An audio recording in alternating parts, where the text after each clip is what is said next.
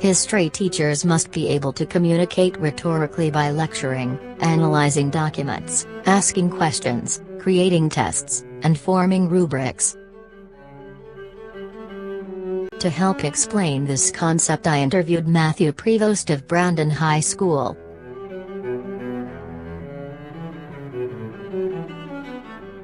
The story of history, like that's the biggest skill. Like if I teach my AP kids, I was just talking about it today.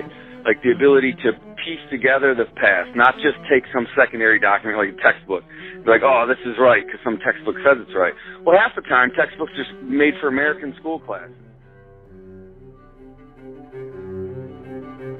In a journal titled, Giving a Good Lecture by Paola Damasio, a published professor in London, it's explained that lecturing requires heavy planning and rhetoric.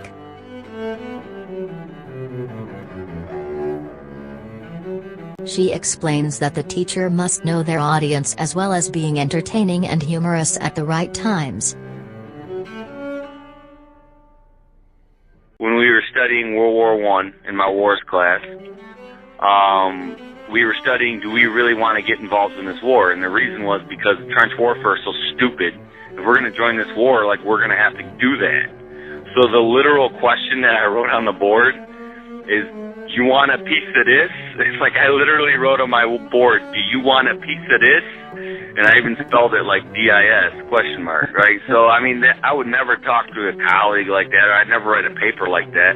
But when I'm having a discussion with my kids, it just makes sense to kind of jokingly talk with, I guess you'd call it slang or whatever. Yeah, I do that just because it's funny and it's entertaining, and I think you get the point. Like, it drives, if you talk in kind of layman's terms, they call it, I think a lot of times you take subjects that would either be boring or be too much for like someone to understand, you just kind of dumb them down.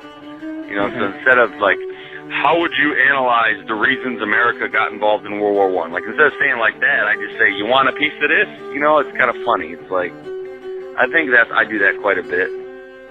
I mean, you're still going to get really good answers, but you're just simplifying the questions.